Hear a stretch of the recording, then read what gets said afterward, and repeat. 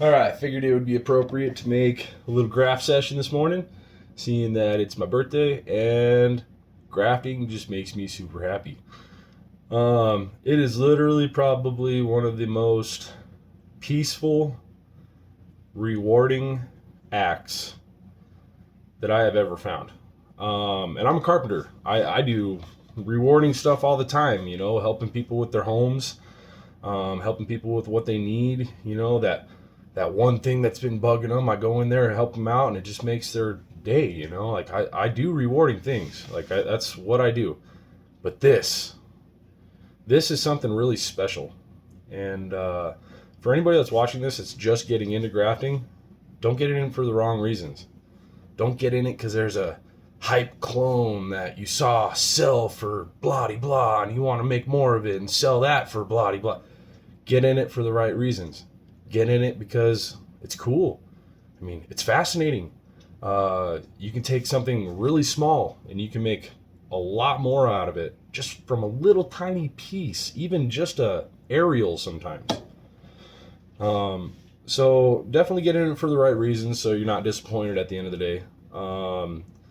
Because all it is just a bunch of science, just a bunch of goofy guys cutting stuff up, trying to make other cool stuff, so get in it for the right reasons. So if you are here for the right reasons and you want to do fun stuff, this is how I do it. So this one, for example, I got from East Austin Succulents. It's subdenuta domino variegated, a beautiful piece. I only got a little tiny pup of this guy. So I grafted the tip, and this is what I like to call the unlimited tip. So you'll graft the tip, you'll wait for it to pump, show some action, and then you'll just take it and you'll cut it in half and you'll put the tip on something else. And then you let that grow a little bit. And then you continue to do it for however many times you want it.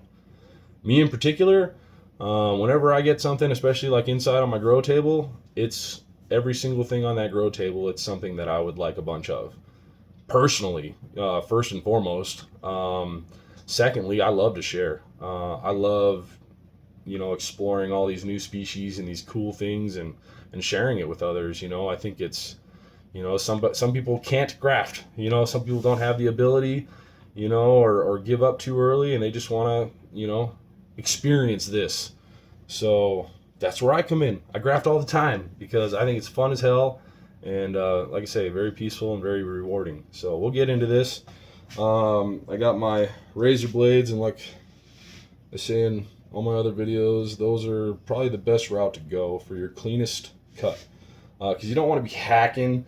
I've seen guys that'll do like grafts with like a saw. Like don't do that. Please don't do that. Just get yourself a clean razor. And they're cheap too. Buy them on Amazon or something, somewhere in bulk. So like this is one graft session, so I've got one, maybe two knives. I'll use it maybe for something else after this video, and then I'll throw them away. Just throw them away. Okay, they get dull, they get dirty, they get rusty. Like, you don't want anything, unless you're just grafting like PC to PC and you got special stuff, you want to be able to do it appropriately. So let's just go ahead and graft this guy. This guy's really hard, and that's the other thing. You want to make sure your scions, as well as your grafting stock, is really, really pumped.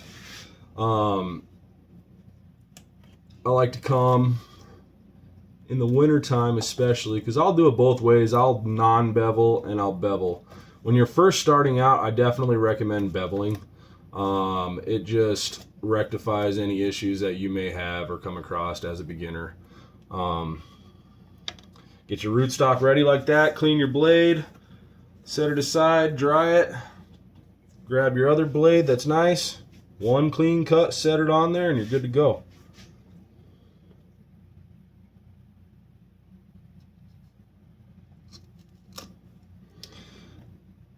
Got a nice little ring in there, nice variegation. That was beautiful. You set it right on top. And that's what you got. Clean your knife. Make sure to always clean your knives. Helps extend it a little bit.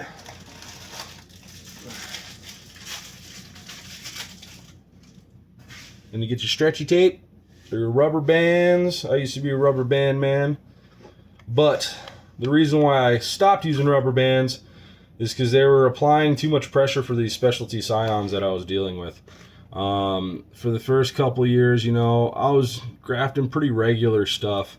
And then I started getting to the specialty stuff, and they're a little bit more finicky. So switch over to this stuff. It applies less pressure in a direct spot and more even pressure. So yeah, you just wrap it just like that, real simple. It adheres to itself. You put nice pressure down. Make sure you get like a nice shiny line around the joint. You know, that means you're putting enough pressure. Don't overdo it, but just make sure she's solid. When you're starting out, leave it for like 6 or 7 days, and then you can adjust it from there. I only leave my scions attached like this for 24, 36 hours. To me, at this point in time, if they don't take by that time, they're not going to take. So if you take the bandage off sooner than later, there's a chance that you can regraft it. So you go the full 10 days or full 6 days or full 7 days or whatever, and then you take your bandage off and realize it doesn't take, then your scion's gone.